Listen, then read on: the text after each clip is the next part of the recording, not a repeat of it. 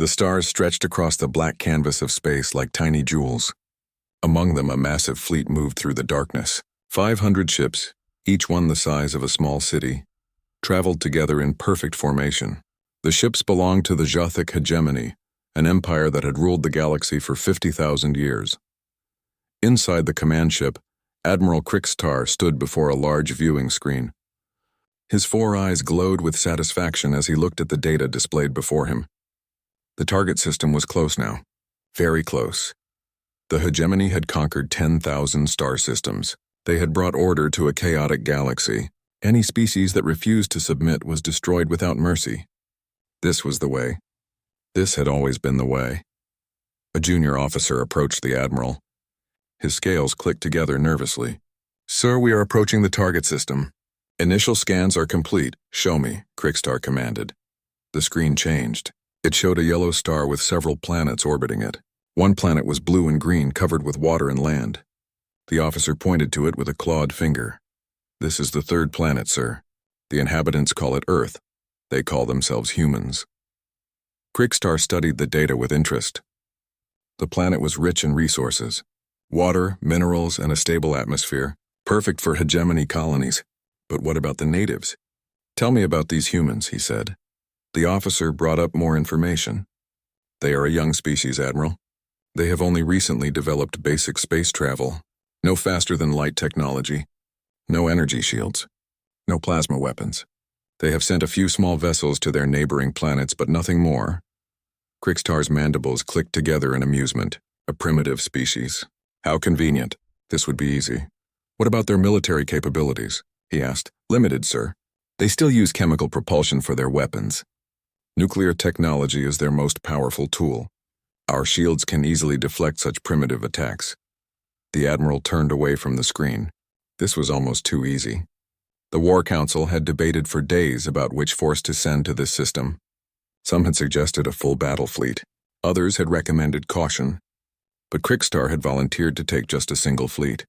500 ships would be more than enough for such a primitive world. Back on Earth, alarm bells rang in control rooms across the planet. Scientists and military officers stared at their screens in disbelief. The signals were clear. Something massive was approaching their solar system. At the North American Space Command, General Sarah Chen stood in the control room. Her face was pale as she watched the data stream in. "How many ships?" she asked. 500, ma'am," a young analyst replied. "And they're big, much bigger than anything we've ever built." General Chen picked up a secure phone. Within minutes, she was connected to leaders around the world. Emergency meetings were called. Presidents, prime ministers, and military commanders gathered in secret locations.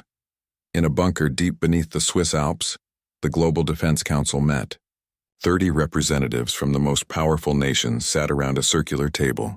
On the screens around them, the alien fleet grew larger with each passing hour. The President of the United Nations stood to speak. "We have all seen the data. An alien fleet is approaching our system. We must decide how to respond." A Russian general leaned forward. "Should we activate the ARC projects?" Silence filled the room. The ARC projects. Even speaking those words in this chamber was forbidden under normal circumstances. For 200 years, humanity had kept secrets. Terrible secrets. Wonderful secrets. Secrets that could change everything. A Chinese admiral shook her head. "The silence protocol has kept us safe for 2 centuries. If we reveal ourselves now, we may attract more attention, more dangerous attention. But what choice do we have?" asked a European diplomat. "They will reach Earth in days. If they are hostile, we cannot hide forever." The debate continued for hours. Some argued for peace. Others argued for preparation. But everyone knew the truth. Humanity was not what it appeared to be. The world had changed long ago. Science had advanced in ways the public could never imagine. Technologies existed that seemed like magic. But revealing them meant breaking the silence protocol. It meant showing the galaxy what humanity truly was. Finally, a message arrived. It came from the alien fleet on all frequencies: radio, television, internet. Every device on Earth received the same transmission at the same moment. The translation was crude but clear. "Humans of Earth, we are the Galactic hegemony. We have conquered 10,000 star systems. Your world is now part of our empire. You have 1 solar rotation to submit. Surrender your weapons. Surrender your governments. Accept hegemony rule. If you refuse, we will destroy your cities. We will burn your forests. We will turn your oceans to steam. Choose wisely. The message ended. Around the world, people stood in shock. Some cried. Some prayed. Some prepared to fight with whatever weapons they had. But in the secret bunker beneath the Alps, the leaders of Earth made their decision. The vote was unanimous. The silence protocol would be broken. After 200 years of hiding, humanity would reveal itself. General Chen sat at a communications console. Her fingers moved across the keyboard. She typed a simple response. 2 words. Just 2 words that would change everything. She pressed send. The message shot out into space toward the alien fleet. On board the Hegemony command ship, Admiral Krickstar received the transmission. He read it and laughed. The primitive humans thought they could challenge the Hegemony? With what? Their primitive rockets? But his laughter died when he read the message again. 2 simple words in the basic galactic trade language. 2 words that should have made no sense coming from a primitive species.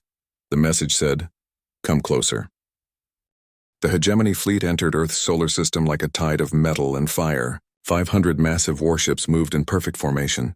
Their hulls were dark and angular, designed to inspire fear in anyone who saw them. Admiral Krickstar watched from his command chair as his fleet passed the outer planets. "Report," he commanded. "We have passed beyond the orbit of their 8th planet." "Sir," the navigation officer replied, "no resistance detected. No vessels have approached us." Krickstar found this strange. Most species at least tried to defend themselves. They sent their pitiful ships to fight, even when they had no chance of victory. But the humans had done nothing. Their planet sat silent and waiting. Perhaps they had already given up. Perhaps they understood that resistance was pointless. This would make the conquest even easier than he had expected. The fleet continued its advance. They passed the 7th planet, then the 6th. Still nothing. But as they approached the 5th planet, a massive ball of swirling gases, something changed. The sensor officer suddenly sat up straight in his chair. His scales flushed with alarm colors. "Admiral, I'm detecting anomalies. Multiple energy signatures appearing and disappearing across the system." Krickstar leaned forward. "What kind of energy signatures?" I don't know, sir. They're unlike anything in our database. They appear for a fraction of a second, then vanish. They're all around us." A chill ran through the Admiral's body.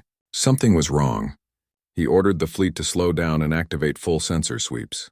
On Earth, General Chen stood in the control room of the Global Defense Directorate. This facility had not existed on any map for 200 years. It was buried 2 miles beneath the Nevada desert. Around her, hundreds of officers worked at glowing consoles. "Status of the defense grid?" she asked. "All systems online, General," replied a young captain. "The platforms are decloaking on your order." General Chen looked at the main display. It showed the entire solar system. Red dots marked the positions of the alien ships. But there were other dots too, thousands of them. Green dots scattered throughout the system, from the orbit of Neptune all the way to Mercury. These were humanity's true defenses, built over 2 centuries in absolute secrecy, hidden inside asteroids, buried in the ice of distant moons, floating in the orbital rings around the outer planets, each one a weapons platform more advanced than anything the galaxy had ever seen. "Begin decloak sequence," General Chen ordered. "Let them see what they're dealing with." Throughout the solar system, the platforms began to appear. Advanced cloaking fields dropped away. What had seemed like empty space suddenly filled with massive structures.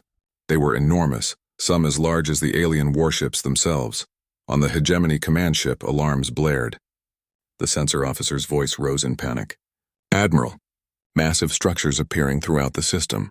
Hundreds of them. Thousands." Krickstar stared at his display in disbelief. How was this possible? The humans were supposed to be primitive. They barely had space travel. But these structures were massive, advanced. They had been here all along, hidden from his sensors. "What are they?" he demanded. "Analyzing now, sir." "Energy readings are impossible. They're generating more power than our entire fleet combined. And the technology? I've never seen anything like it." The tactical officer brought up more data. "Sir, I'm detecting weapon systems on these platforms. Extremely advanced weapons. And there's more. I'm reading orbital structures around their inner planets. Massive rings that weren't in our initial scans." Krickstar pulled up the data himself. Around the 3rd and 4th planets, enormous rings orbited in perfect circles. They weren't natural. They were constructed, built by the humans, but when? How long had they been planning this? The science officer spoke up, her voice shaking. Admiral, I'm detecting quantum displacement signatures and zero-point energy reactors. These technologies are centuries beyond what we use, maybe thousands of years beyond. The bridge fell silent. Every officer understood what this meant. The humans weren't primitive. They never had been. They had been hiding, waiting. And now they had revealed themselves. A new transmission came from Earth. This time it was not 2 words. It was a longer message, still in the basic galactic trade language. We are humanity. We have watched your hegemony for centuries. We know your ways. We know your brutality. We chose to remain hidden not from fear, but from a desire for peace. We did not want to interfere with the development of other species. We did not want to become what you are. The message continued. But you have come to our home. You have threatened our world. You have given us no choice. We offer you one chance. Turn your fleet around. Leave our system. Return to your empire. Tell them to never come here again. Admiral Crickstar felt something he had not felt in decades. Fear, real fear, but he could not show it. He was a warrior of the hegemony. He had conquered 100 worlds. He would not be intimidated by clever tricks and hidden weapons. They're bluffing, he said, though his voice lacked conviction. They show us their toys and hope we will run away. But we are the hegemony. We do not run. He turned to his weapons officer. Target the nearest platform. The one orbiting their red planet. Full power. Destroy it. Show these humans what hegemony weapons can do. The weapons officer hesitated for just a moment, then obeyed. The command ship's main cannon charged. A beam of pure energy lanced out across the void of space, bright enough to outshine the sun itself. It struck the platform orbiting Mars. For a moment, the platform seemed to glow with absorbed energy. Then it simply continued floating there. Undamaged, unharmed, the hegemony's most powerful weapon had done nothing. Impossible, the weapons officer whispered. Another transmission came from Earth. This time, the voice was calm. Almost sad. You have made your choice. We are sorry. We truly are, but you have attacked our home. You have forced our hand. What happens next is your responsibility. Admiral Crickstar wanted to order a retreat. Every instinct told him to turn the fleet around and run. But pride held him in place. The hegemony did not retreat. The hegemony conquered. All ships, he commanded. Full assault. Target the 3rd planet. Prepare to... He never finished the order, because at that moment humanity's true power awakened, and the battle began. The battle began at exactly 1437 Greenwich Mean Time. It would be recorded in history as the shortest war ever fought. 7 minutes. That was all it took. The hegemony fleet opened fire with everything they had. 500 warships unleashed a storm of destruction. Plasma beams cut through space. Missiles streaked toward Earth's defense platforms. Nuclear warheads detonated in brilliant flashes of light. Admiral Crickstar watched the display with grim satisfaction. No matter how advanced the humans were, they could not survive this. The firepower his fleet was unleashing could destroy entire planets. It had destroyed entire planets. The first wave of missiles reached the nearest platform. They struck with the force of small suns. Fire bloomed in the void. For a moment, the Admiral allowed himself to hope. Then the fire cleared. The platform was still there, completely undamaged. The missiles had passed right through it as if it wasn't even real. What happened? Crickstar demanded. Why didn't they explode? The tactical officer's hands moved frantically across his controls. Sir, I don't understand. Our weapons are hitting the targets. The sensors confirm impact, but there's no damage. It's as if they're not really there. Hard light projections, the science officer said quietly. They're not attacking the real platforms. Those are just images. Holograms. The actual platforms are somewhere else. Before anyone could respond, the human platforms activated, and the universe changed. The first weapon that fired was something the hegemony had never encountered. Later, human scientists would call it a singularity cannon. It created a tiny black hole at a specific point in space and time. The black hole existed for only a fraction of a second. But that was enough. 3 hegemony warships simply vanished. They didn't explode. They didn't break apart. They were there one moment and gone the next. Dragged into a collapsed dimension that no longer existed. The bridge of the command ship erupted in chaos. Officers shouted reports. Alarm screamed. Crickster could barely process what he was seeing. Ships 37, 38, and 39 have disappeared, sir. No debris, no energy signature. They're just gone. Another weapon fired. This one was even stranger. Small objects appeared in space, floating innocently near a cluster of hegemony ships. They looked like simple mines. The tactical officer ordered the ships to move away. Then the mines exploded. But they didn't explode in the present. They exploded in the past. The science officer detected the temporal distortion too late. 5 ships that had been there moments ago suddenly weren't. They had never been there. The mines had erased them from time itself. This is impossible, the science officer screamed. They're manipulating time. They're weaponizing causality itself. But the worst was yet to come. From the orbital rings around Earth, something emerged. At first, they looked like tiny specks of light. Thousands of them. Then millions. Then billions. Swarm drones, the tactical officer said, his voice hollow with fear. Trillions of them. Each one with its own artificial intelligence. The drones moved like a living cloud. They flowed through space with impossible grace. Some were no larger than a human hand. Others were the size of small vehicles. But all of them were deadly. They reached the hegemony fleet and began their work. They didn't attack the ships directly. Instead, they disassembled them. Molecule by molecule, atom by atom, ships began to simply fall apart. Hull plating drifted away. Engines shut down. Weapon systems stopped functioning. The drones were taking the ships apart with surgical precision. And they were doing it faster than the hegemony crews could respond. Admiral Crickstar grabbed his communications officer. Send a message to High Command. Tell them we need immediate reinforcements. Tell them, I can't, sir, the officer replied. They've sealed the system. All faster-than-light communication is being jammed. We can't get a message out. Then activate the jump drives. We're retreating, the navigation officer tried. His fingers moved desperately across his controls. Then he looked up at the Admiral with horror in his eyes. The jump drives aren't responding, sir. Something is preventing us from entering faster than light. We're trapped. The word hung in the air like a death sentence. The mightiest fleet in the hegemony was trapped in this system like animals in a cage. All around them, ships were dying. Not exploding. Not burning. Just ceasing to exist. Some were pulled into other dimensions.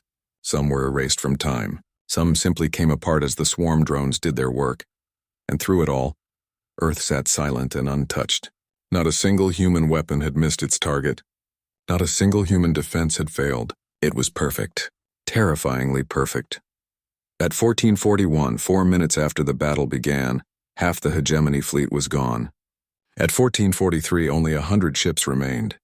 At 1444, the Admiral's command ship was the last one left. Crickstar sat in his command chair, surrounded by sparking consoles and injured officers. His ship was dead in space. All weapons offline, all shields down. The swarm drones had disabled everything but life support and basic systems. Then something impossible happened. A breach alarm sounded. The hull was being penetrated, but not by weapons. By something walking through the metal as if it was air. A figure appeared on the bridge. It was human. A single human in powered armor that glowed with soft blue light. The armor was beautiful, like a work of art.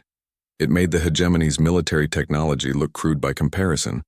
The human removed their helmet.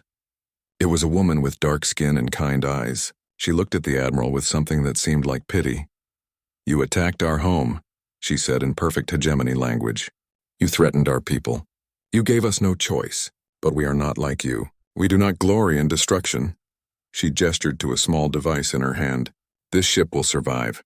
You will survive.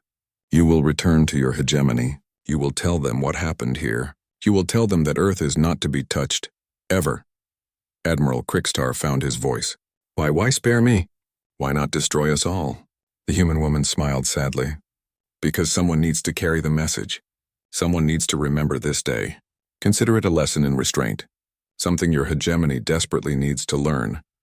She put her helmet back on and walked through the wall, vanishing as mysteriously as she had appeared. The battle was over. 499 ships destroyed, 7 minutes from start to finish. And not a single human casualty. Not one. The Admiral's crippled ship drifted in space, surrounded by the debris of the greatest military disaster in hegemony history. And in the distance, Earth continued to spin peacefully, as if nothing had happened at all. The Hegemony High Command sat in emergency session.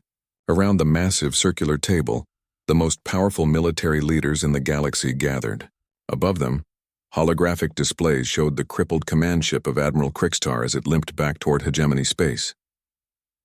Grand Admiral Thexron stood at the head of the table. His ceremonial armor gleamed in the dim light. He had led the Hegemony military for 30 years. He had overseen the conquest of 1,000 worlds, but his face showed something new today. Uncertainty. "We have reviewed the battle logs," he said, his voice steady despite the shock they all felt. "We have seen the footage. 500 ships, 499 destroyed in 7 minutes. The casualty count is over 2 million Hegemony soldiers." Silence filled the chamber. 2 million dead. An entire fleet erased from existence. It was the worst military disaster in the Hegemony's 50,000-year history. "This is unacceptable," declared Admiral Vorthak, slamming his fist on the table. "We must mobilize the entire military. Send 10 fleets, 100 fleets. We will crush these humans and turn their planet to dust." "Did you watch the footage?" asked Admiral Kreltha quietly. She was older than most of the others, with scars from battles fought long ago. "Did you see what their weapons did? They manipulate time itself. They bend space. They erase matter from existence. If we send 100 fleets, we will lose 100 fleets. Then what do you suggest?" Vorthak demanded. "That we surrender? That we, the Hegemony, bow to a species we've never even heard of?" Before anyone could answer, a new message arrived. It came on all frequencies. Every Hegemony world received it simultaneously. Every ship. Every station. It was broadcast with such power that it overrode military encryption and security protocols. The message was from Earth. A human appeared in the holographic display at the center of the table. She was the same woman who had boarded Admiral Krixtar's ship, General Sarah Chen of the Global Defense Directorate. "Leaders of the Jothic Hegemony," she began, speaking in flawless Hegemony language. "We are humanity. For 200 years, we have watched your empire expand across the galaxy. We have observed your conquests. We have documented your atrocities. We have studied your technology, and we have remained silent." The display changed. It showed images of conquered worlds, species forced into slavery, cities burning, children crying. The Hegemony's history of brutality laid bare for all to see. "We did not hide from you out of fear," General Chen continued. "We hid because we made a choice. A moral choice. We decided that we would not interfere with the natural development of other species. We would not force our will upon the galaxy. We would not become what you are." 200 years ago, humanity achieved what you might call a technological singularity. We solved the fundamental problems of physics. We mastered quantum mechanics. We learned to manipulate the basic forces of the universe. We could have conquered the galaxy then, but we chose not to. The display showed human technology, ships that could fold space, weapons that could rewrite reality, defenses that made matter itself irrelevant. Technology so advanced it seemed like magic. "We built our defenses assuming the worst," General Chen said. "We prepared for the day when someone like you would come to our door. We hoped that day would never arrive.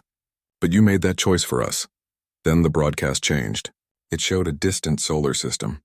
"A barren moon," General Chen's voice continued. "Now we offer you a demonstration, so you understand what you face." The moon was massive, larger than Earth's own moon.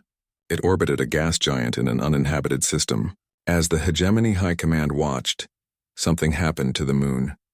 It simply came apart. Not from explosions, not from impacts. The moon disassembled itself at a fundamental level. Gravity was being rewritten. The strong nuclear force was being adjusted. Within seconds, the moon was nothing but a cloud of individual atoms drifting in space.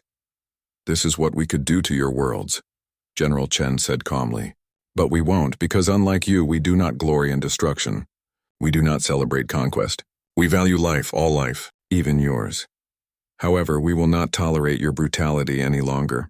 The Hegemony will cease all expansion immediately. You will release all conquered species from bondage. You will allow them to govern themselves. If you refuse, we will begin a systematic liberation of every world you control. You have one standard galactic year to comply. We will be watching. If you attack any world, we will intervene. If you attempt to attack Earth again, we will dismantle your empire ship by ship, world by world, until nothing remains but a memory. Choose wisely, General Chen concluded, because this is the only warning you will receive. The broadcast ended. In the high command chamber, nobody spoke. The implications were staggering. Humanity wasn't just powerful. They were so far beyond the hegemony that resistance was meaningless. But the broadcast hadn't just reached the high command. It had been sent to every world in hegemony space, including the conquered worlds, the subject species who had been enslaved for generations. On a mining world in the hegemony's southern territories, a slave named Rixall watched the broadcast on a secret communicator. He had worked in the mines for 20 years. His people had been conquered 50 years ago. They had given up hope of freedom long ago, but now, watching the human woman promise liberation, he felt something he hadn't felt in years. Hope. Within days, rebellions began. On conquered worlds across the hegemony, people rose up. They knew the hegemony was vulnerable now. They knew someone was watching, someone powerful enough to help them. The hegemony military tried to suppress the rebellions, but regional governors began to worry. Some declared independence, taking their fleets and territories with them. Others simply fled, abandoning their posts. The empire that had stood for 50,000 years was fracturing, not from external force, but from internal collapse. The fear of what humanity might do was more powerful than any weapon. In the high command chamber, Grand Admiral Thexron watched reports flood in from across hegemony space. The empire was dying, and there was nothing he could do to stop it. The chamber doors opened. Admiral Krixter entered, supported by 2 attendants. He had survived the journey back, but he was changed. His eyes held a haunted look. The confident warrior who had left to conquer Earth was gone. Admiral, Thexron said, you have experienced these humans firsthand. What do you recommend? Krixter looked around at the assembled commanders. His voice was quiet but clear. Surrender. Immediately, completely release the conquered worlds. Dissolve the hegemony. It's our only chance at survival, coward, Vorthak shouted. You would have us give up everything we've built. Krixter turned to him slowly. I watched my fleet die in 7 minutes. 7 minutes. They didn't fight us. They erased us. And they could have killed me too, but they didn't. They let me live to deliver a message. We are not apex predators. We never were. Humanity has been the apex all along. They just chose not to hunt until we forced them to. The chamber fell silent. Everyone knew he was right. The hegemony's age of conquest was over. Humanity had ended it in 7 minutes. Now they had to decide what came next. 3 months after the 7-minute war, the galaxy was a different place. The Jothic hegemony, which had ruled for 50,000 years, no longer existed. The High Command had voted to dissolve the empire. Regional governors declared their territories independent. Conquered species celebrated their freedom. It was the most peaceful revolution in galactic history. There was no great battle, no final confrontation. The hegemony simply let go, because everyone understood the alternative. Humanity was watching, and humanity had made its intentions clear. In the orbital ring around Earth, General Chen stood in the observation deck. Through the massive windows, she could see her home planet spinning below. Blue oceans, green continents, white clouds. It looked so peaceful, so innocent. No one looking at it would guess the power hidden beneath those clouds. General, a voice said behind her. She turned to see Admiral James Morrison, her second in command. The delegation from the coalition has arrived. They're requesting permission to dock. Chen nodded. Let them come.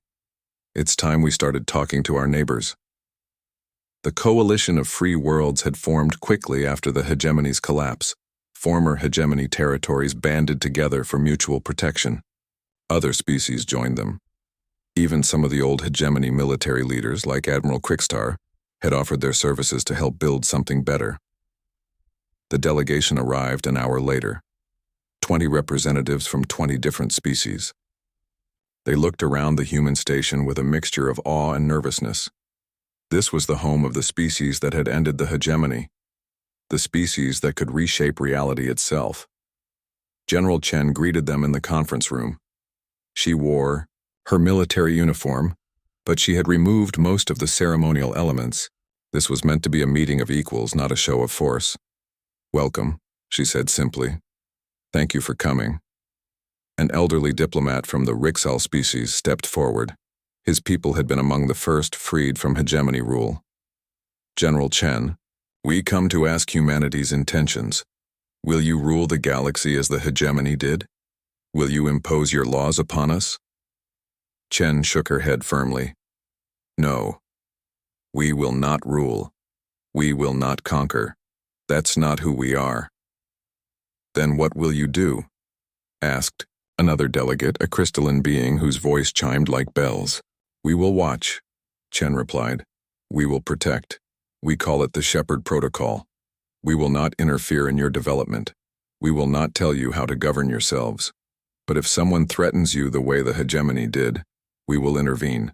We will defend young species from predators, but we will not be predators ourselves." The delegates looked at each other uncertainly. This was not what they had expected. Most empires wanted to rule, to control, to dominate. "Why?" the Rixal diplomat asked. "Why show such restraint? You could conquer the galaxy in weeks, maybe days." Chen smiled sadly. "Because we could. That's exactly why we won't. Power without restraint is tyranny. We had to learn that lesson ourselves long ago. We had our own wars, our own empires, our own atrocities. We know what unchecked power does. It corrupts, it destroys. We refuse to walk that path." She activated a holographic display. It showed the galaxy, with thousands of inhabited worlds marked in different colors. Out there are countless species. Some are just discovering fire. Others are exploring their home systems. A few, like you, are beginning to travel between the stars. Each one deserves the chance to grow, to develop, to make their own choices. Good or bad, that's what freedom means. But we will not tolerate empires like the hegemony. We will not allow species to be enslaved or destroyed. If you want humanity's friendship, all we ask is that you treat others with the same respect you wish to receive. Is that acceptable? The delegates nodded, some with relief, some with gratitude. The Coalition of Free Worlds formally recognized Earth as a founding member, but not as a ruler, as a protector, a guardian who would step in only when needed. Something else emerged in those months after the war. Other species came forward, species that, like humanity, had been hiding their true capabilities. An aquatic race that had mastered biological engineering, a silicon-based species that could manipulate quantum fields, a collective consciousness that existed across multiple dimensions. They had all hidden from the hegemony, all feared that showing their power would make them targets. But now, with humanity's example, they felt safe enough to reveal themselves. The galaxy was far more diverse, far more advanced than anyone had realized. The new galactic order took shape slowly but surely. The strong no longer preyed on the weak. Not because they couldn't, but because someone was watching. Someone who could stop them. The fear of the hegemony was replaced by something different. Not fear of humanity, but respect for what humanity represented. The idea that power should be used to protect, not to dominate. On a distant world in what had been hegemony space, a classroom full of young aliens sat listening to their teacher. The teacher, a former slave who had been freed in the revolution, told them the story of the 7-minute war. "Why did the humans win so easily?" a small student asked. "Were they just better fighters?" The teacher shook her head. "No, child. The humans didn't win because they were better fighters. They won because they prepared. They thought ahead. But more importantly, they won before the battle even started." "I don't understand," the student said. "The humans knew that someday, someone might come to their world with hostile intentions. So they prepared. They built defenses. They developed weapons, but they also made a choice.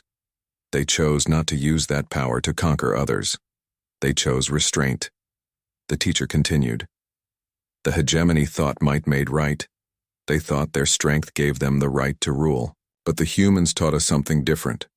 True strength is knowing when not to fight. True power is choosing to protect instead of dominate." "So the war was won in 7 minutes?" another student asked. The teacher smiled. The battle lasted 7 minutes. But the war? The humans won that war 200 years ago when they decided to hide their power and wait. They could have conquered the galaxy anytime they wanted. They chose not to.